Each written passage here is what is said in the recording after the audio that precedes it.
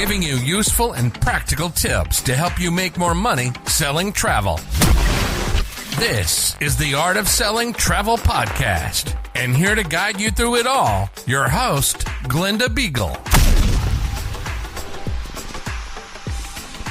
Hey, welcome back to another episode.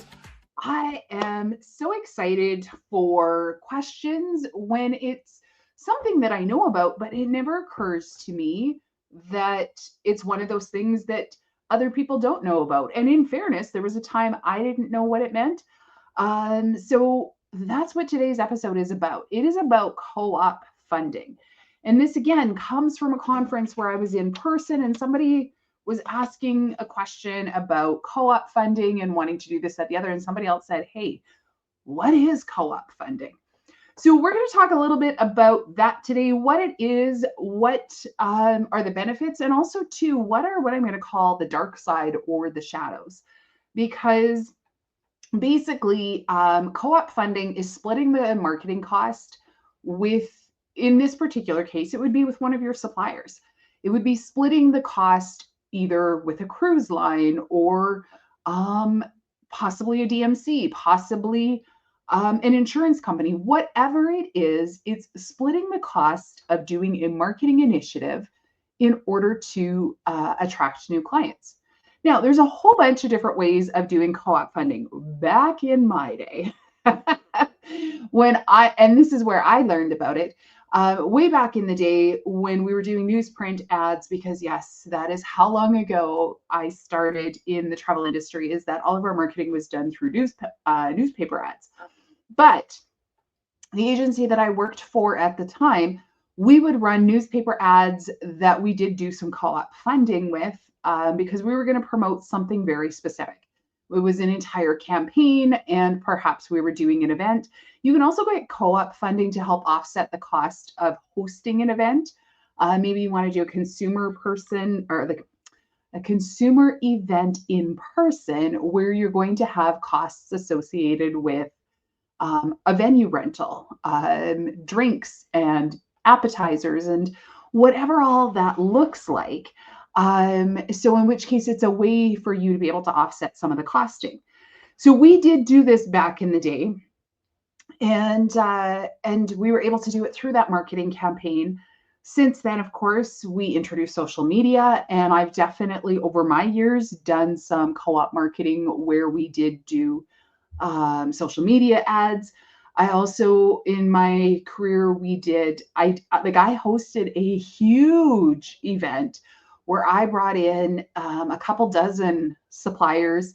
It was to coincide with a local trade show here in my town. We brought in dancers, we brought in performers, we brought in all sorts of things. We had a venue that we rented. We marketed the snot out of it. And then we brought in all of the suppliers. And the whole point to that is that the suppliers are paying to play. And so that one wasn't a true co-op in the fact that it was submitting receipts and 50-50 and this, that, the other. That one was more of a trade show where they had to pay a set rate in order to participate. If they wanted to do these other things, then they had to pay additional. So that's a little bit different. The co-op is where you are going to talk about a specific trip, a specific, whatever it is a specific outcome. And in exchange for that, they get to be marketed alongside of it. So the big question that came up was, who can access this? Well, typically it's the agency owners. ICs may need to check with your host agency. So if you're an independent contractor, check with your host agency to see if you're able to access it or if it's only them that can access it. And then, of course, you've got to make sure you already have sales. Because if you don't already have sales with that company, it's going to be real hard to persuade them that, yes, you are in fact going to be worth it to co-op with, because they don't have a track record. They don't know you from Adam. They don't know who you are, who you serve, what you're about, anything like that. So it will be a very tough push to come out of nowhere and be like, hey, so let's be buddies. You give me money, I'm going to market. Like, you don't have a proven track record with them. So here's the deal. Number one, what do you need? If you wanted to approach a company for co-op funding, what do you need? A plan. You've got to have a plan. Co-op funds are for the express intent of generating more sales for that supplier. So if you don't have a plan that's going to show what the direct link is that you are going to do in order to increase sales for them, you're going to have a really hard time getting some money. You need to include in that plan, how are you going to spend that money? If you're planning to do it with social media ads, great. But who are you going to be targeting? When is that campaign going to run? What is your spend? What does the creative look like? Sometimes the creative gets created afterwards, and some suppliers require that they have to approve your creative. It's not an automatic that they're just going to go ahead and do that, or that they're just going to say yes. So what kind of an ad? Is it going to be video? Is it going to be static? Is it going to drive to a specific trip, like one trip? Maybe you're doing a group and you want to drive traffic to that. Or is it more just generic about booking that cruise line, booking that this, that, or the other? Where is it going to be? Is it going to be in the newspaper? If so, which newspaper? Where does that newspaper get distributed to? Is it going to be on social media? Where are you targeting? Are you targeting all of North America? Are you targeting just this state or province? Are you targeting just this city? What does that look like? Who is it being targeted to?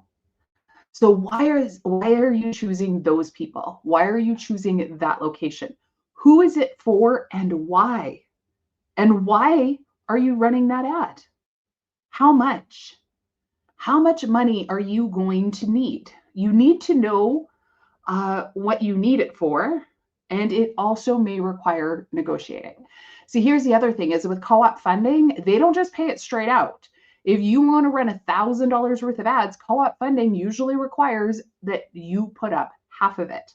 Now, the other thing is you've got to put up all the money first and then invoice them once there's receipts in place. So choosing a supplier, you've got to ask yourself, why that supplier? Some have huge brand awareness, and that might actually work against you. You know, if you want to do river cruising, there is a couple of brands out there that have massive consumer awareness. And see, sometimes we might say, oh, that's great because people will already know who they are. They'll know everything about them. So in which case, I just want to tag along with that.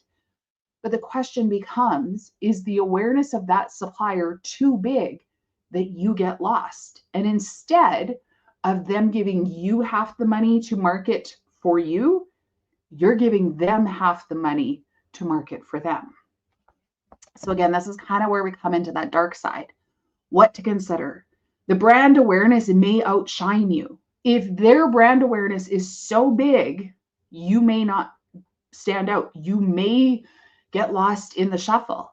Because when you do co-op funding, they're going to require that their name, that their logo, that their information appears in all of the ads. So you have to ask yourself, how are you going to set yourself out? How are you going to differentiate so that they don't just remember the name of that cruise line or the name of that tour company or the name of that whatever, but instead are going to look to you? How are you going to do this differently so that you become the most memorable piece? Yes, you may be talking about River Cruise Company X, Y, or Z. However, we want to make sure that we are talking about travel advisor professional you. How do we get you to the front of that line? How well do you understand your audience? See, free money is great, but spending it just because somebody gives it to you doesn't actually help your business. And again, don't forget, co-op funding requires that you cooperatively spend the same amount. Again, if you are asking for $500 for them, you typically have to be willing to put up $500 of your own money. And you've got to put it out in advance. Does this supplier align with your ultimate sales goals? See, I've seen this one a number of times too, where I will talk with travel advisors in one-to-one coaching, and we're working through it, and they'll say, "Oh, but I'm going to do an ad with this one because they're willing to co-op." And I'll say, "But wait, when we went through the types of trips that you really want to book and the sales that you really want to build, this supplier doesn't fit within that box. Yeah, I know, but the ones that I want to work with won't give me money. And this one, I'm just going to take their money. But you've already said that that's not the type of client you want to have. That would be the last type of client you want to have. I know, but I just want to get my name out there. Well, here's the deal. You're going to get your name out there associated with a company, with a brand, with a travel style that you don't want to sell. So just because somebody's willing to give you the money doesn't mean it's the right choice. You want to make sure anytime you are making a decision in your business that it is in alignment with your ultimate goals, that it's in alignment with the type of travel you want to know. There is no sense going out there and spending several $100s on Facebook ads to get a wealth of clients only to discover that you don't want to work with any of them. You must put up the initial investment and then send an invoice along with the receipts. So before you get too far down that track, do you have the cash flow in order to front it? You also need to know that they're going to require specific metrics, and you need to know what those metrics are in order for them to give that back. And not every supplier that commits to co-op funding actually pays their bill. I know it seems absolutely crazy when we think of how many millions and millions and hundreds of millions approaching the billion mark kind of thing. In some ways it feels like, but multi-million dollar companies, not all of them are paying their bills. I know when I had my agency, I still had invoices on the books from cruise lines and tour companies that never did pay their books or pay their bills. And the same for the agency that I worked at. We had some, because when I first started in the industry, my job was as an admin assistant way back like 20 years ago. And that's what I did for kind of the first 6 months or whatever. And I will never forget going through these old carbon copied invoices and having to send a photocopy and sending it every single month, sending it over and over and over again. And they just weren't getting done. And then finally, the agency owner had to write it off as a bad debt at the end of the year. So again, that's where you need to understand your cash flow, and especially considering that they're getting something out of it too. So we want to make sure that we have everything in place. Do you have all the metrics that they require? Do you have all of the rules followed so that they're going to pay out? Do you have a commitment beyond just your sales rep so that in the event that the sales rep's not there, that you're still going to get paid? We're beyond a world of handshakes working. You must have everything in writing. Okay, kind of talked about the dirty side of it, but let's also talk about the fact that it can be a really good way to expand your marketing reach, expand your marketing budget. And it's a way to get out and shake things up a little bit. But ultimately, you really want to make sure before you enter into a co-op marketing situation that there's a way to make sure you're differentiated from anybody else. It's also a great way to be able to host a consumer event, but you want to make sure that it's not just ultimately about supplier. You've got to stay on top of the messaging so that it always comes back to you being the one in the lead. We want to make sure that when we look at that messaging, when you're going through what is the messaging, what is the call to action, who is it that's appearing on screen, or who is it that you're talking about, that it is about working with you. Because we don't want to just do something solely based on price, because otherwise there will always be a cheaper price. They're going to go to the cruise line direct. They're going to go to the tour operator direct. What is it that's going to entice them to want to reach out to you?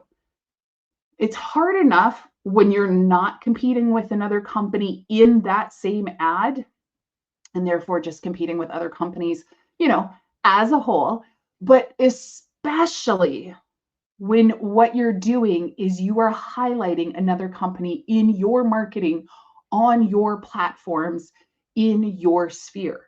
You've got to make sure that there is a way for you to stand out, stand apart. I'm going to say a lot of that's going to require putting in photos of yourself or your team. It's making sure that if you're going to do it as a video, that it's your voice being heard, that you're the one showing up on camera is great. Add in some B-roll footage that the supplier provides for you. Add in some things on that.